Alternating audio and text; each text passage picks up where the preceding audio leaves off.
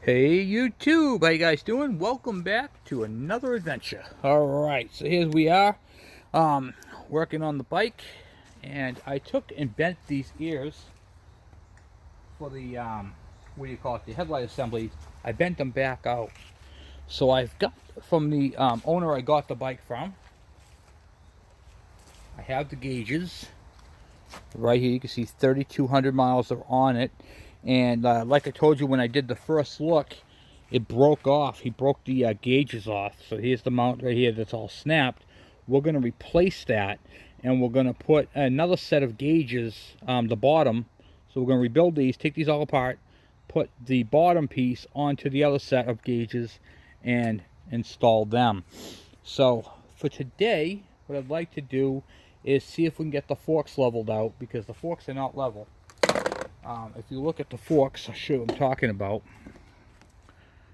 You can see how they're protruding through up top here. See how they're sticking through? This bottom piece where the chrome meets the black rubber should be level with that top piece. And there's just this clamp right here and that clamp up top there. And we're going to do one at a time to see if we can do it without altering the bike's sitting on top up here. So, alright, what size is this bottom one here? 14K. 14 here. Loosen it up. Really good. Top one, I believe, is a 12.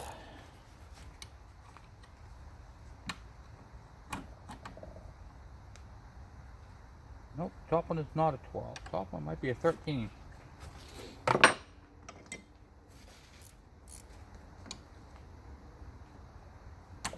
Ha! Top one is a 13. Alright. Then we're just going to push it down. If we can. That is sometimes easier said than done. Let's see if we can pull that. Put a wrench on to turn it. Yep, it'll turn. Alright. Oh, we're going the opposite direction. So I got to release the bike.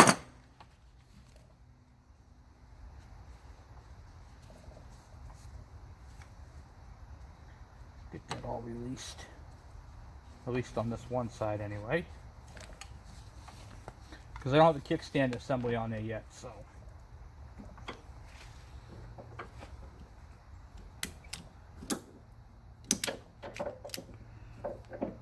Okay. Alright, nice.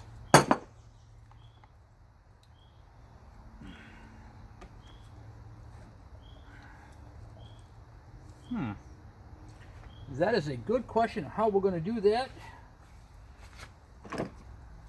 without altering the bike here.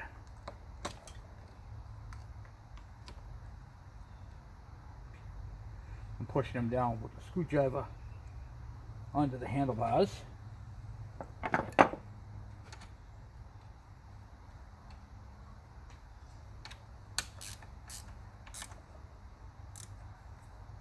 Okay.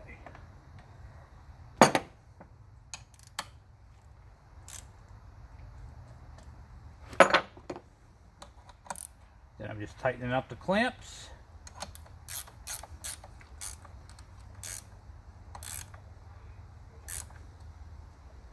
All right.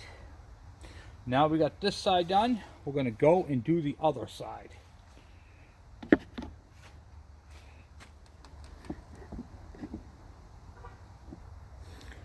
Alright, same thing with this side. I already got the straps released on this side. This one's got a 12 mil, so we're going to change that to the proper one.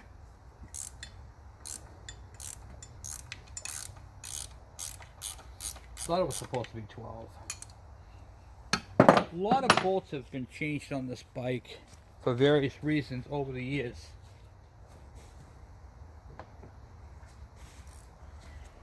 Part of that is that love aspect I was telling you about.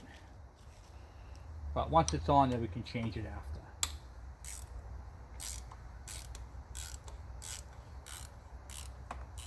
Okay. Now let me go get a screwdriver to pry down like we did the last one. get the bike up to its proper height adjustment. Pushing down on the shocks.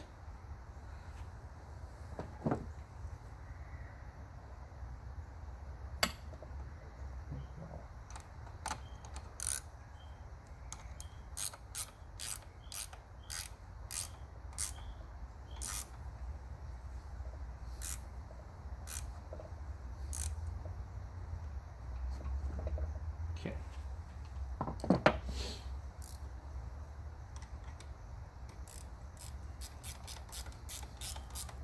I know it's supposed to be the 12mm one, so we'll replace that later on. And the tree clamps.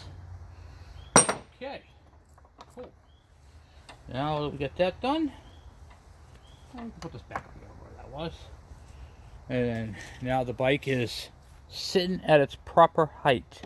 So now when you look at it, you can see how the black cover is right level. Let me see if I can expand you out.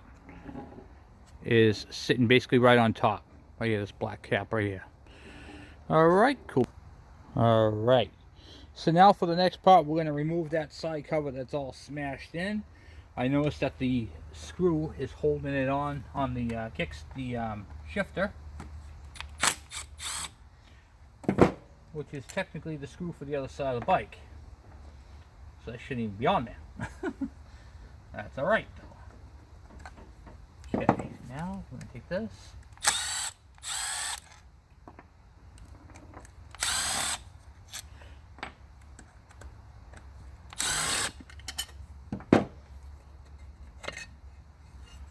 Look at that, guys. Whole flywheel assembly, not smashed to heck. Even got the gasket on it. Look at that. That's what I love to see. Looks like there's a break in the case right here. So on the engine case, there is a crack that's a chip that's missing. So we're going to fill that in. Not at this particular moment in time, but I'm going to show you guys how to fill those cracks and cases in. There's an easy way to do that, and I have I'll show you guys how to do that. It's not that big of a deal, and we'll show you what I'm talking about.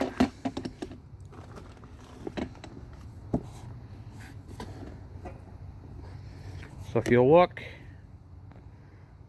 right there at the case, right next to the magneto, right here where my finger is, there is a piece of aluminum missing, a chunk of it. We are going to fix that. I'm going to show you guys how I do it, and it's a pretty solid repair, not that big of a deal, so I'm not really too worried about that. I was going to put the side cover on until I just saw that, so we're going to hold off on putting the side cover on the side. Plus, we have to do the ignition anyway, so we're going to clean the points and do all that. So okay, I could change that engine case, but there's no point in doing it because the engine's still good. Okay, so one of the benefits to having so many engines, some of these bikes kicking around, is the fact that we have all the bolts. So we can put this bolt in here, which is the one that came out of the same one on a junk engine I had. And then no more missing bolt. We're going to take the clamp off for the air filter assembly because the air filter assembly is junk. And then we'll replace that as well. Okay. Straight away. That's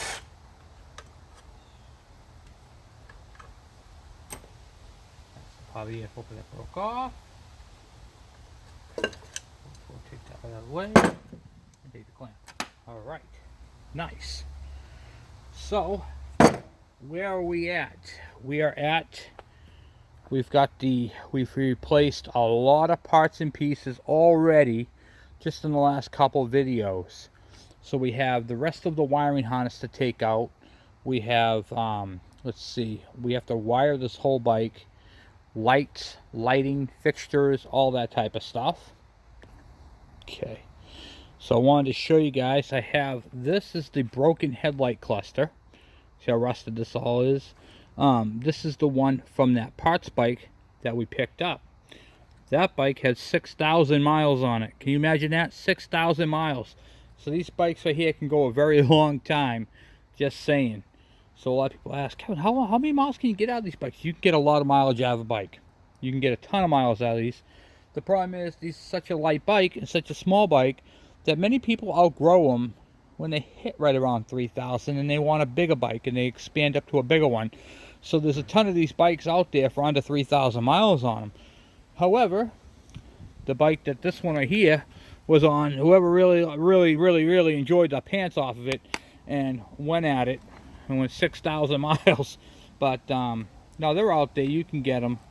So I have a whole headlight assembly here, and I literally have a whole complete box of headlights. This is all headlights that I put in here. I think there's 4 or 5 of them in here, and I've got like 6 boxes of these things. So they're have a lot of headlights. The thing is with them, they're expensive. You go online, they're like 60 bucks. Nobody wants to pay 60 bucks for headlights. So what I do is I save them out of bikes that I scrap, and then that's how I get all my parts and pieces. Real simple, not a big deal. We gotta take this electrical tape off. God, that electrical tape right there drives me nuts. Let's get that off there. We can use a nice black zip tie and make it look a lot better than that. Okay.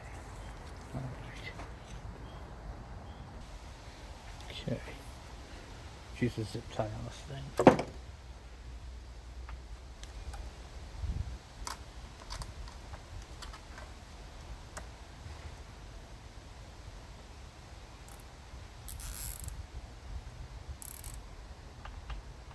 Box like that.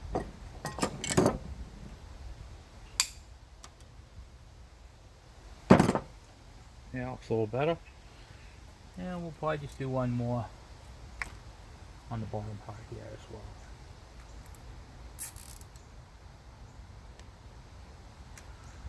well.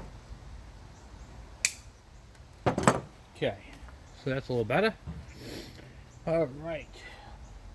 So they put the throttle cable through where the horn relay goes. Looks like they put a new throttle cable. So this bike has a brand new throttle cable and a brand new clutch cable. Who knew? So that right there really is cool. That you could tell that they put some love and some work into this bike. This wire right here hanging down is the ignition wire right here for the kill switch. So if the points were good right now, the thing would give spark. What do you call it there? I highly doubt it has spark right now.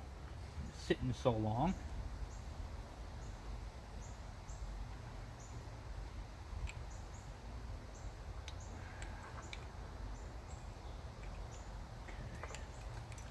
But you never do know.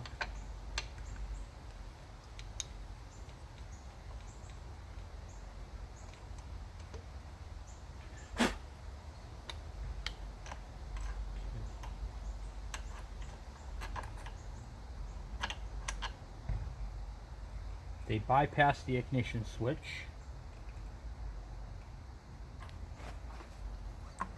Oh my god, this thing has spark, guys.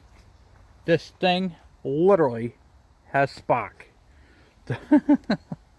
You're not going to believe this until I show you. This motor has spark. This is telling me that this thing wants to run. You ready to watch this, guys? Ready? This thing has super bright spark. Oh, can't even show you. Hold on. Put you right here. Sorry about that.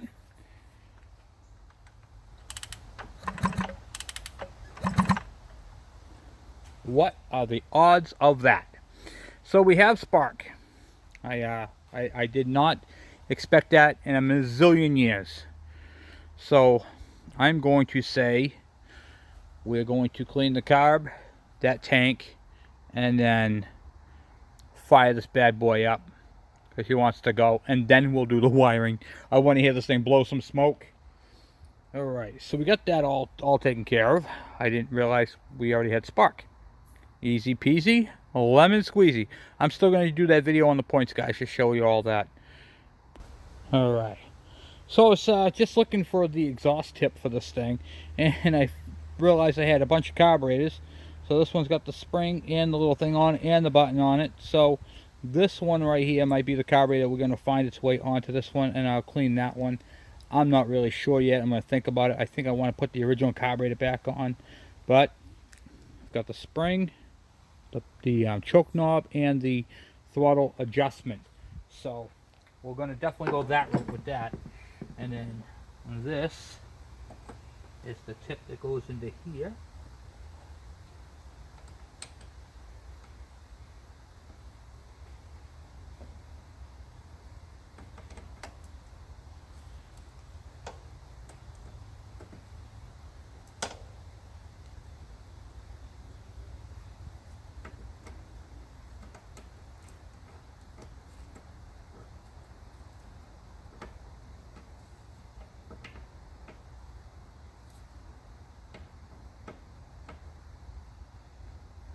So I get asked a lot of questions about the exhaust tip.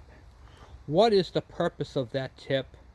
And I take my, like a lot of people are like, oh, I took my tip off. When you take that tip off, you're relieving the restriction. Now, if this was a 4-stroke, you'd get more power out of it.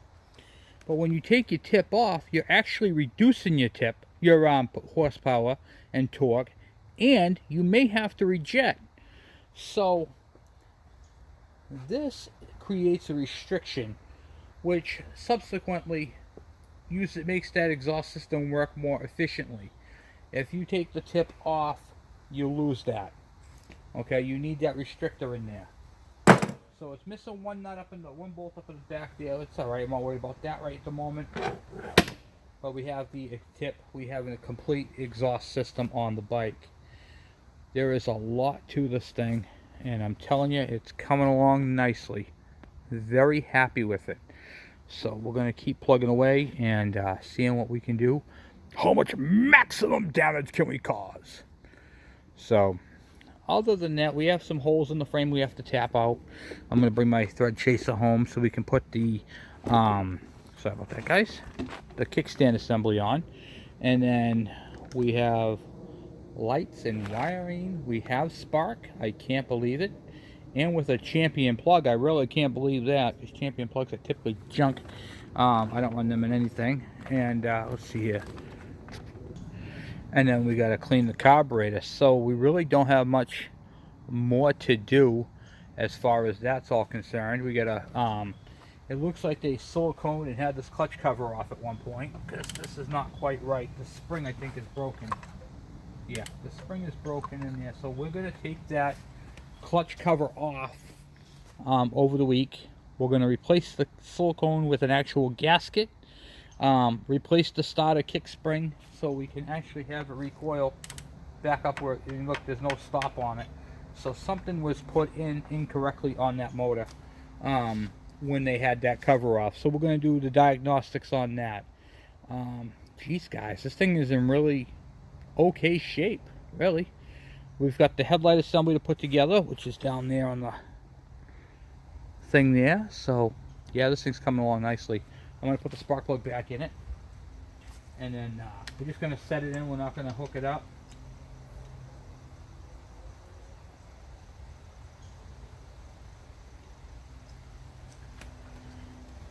I'm very, very, very impressed with this bike. I'm very impressed with it. I am very happy. I'm very happy it came home to me. That's what I'm sure about. Alright, so we got the fuel system. Yeah, we're going to use the original carburetor for this thing. It's not bad. It just needs to be cleaned out. So we're going to clean that. That's easy enough to clean. In fact, it looks like the jets are already clean. It looks like the idle jet needs to be cleaned out. But this thing would run the way it is. It's crazy. Crazy but true. So we need to get some vinegar for the tank. Get that this afternoon. Get that all cleaned out. And I'll show you guys a real quick tool, if I can remember where I put it, that I use. So here is the tool right here that I have, that I made. It's just a piece of flat stock steel, a couple holes drilled into it, and a piece of rubber on the other end. And what this does is when I'm soaking a tank, I can remove the petcock right here, and then what do you call it there? Bolt this right up underneath where it goes. Oh, leaking fuel out already. Look at that, huh? Good petcock, guys. So anyway, I'm off for right now, and I will talk to you guys soon. thank you for watching. Thank you for subscribing. And thank you for sharing my page. Talk to you guys later. Thank you.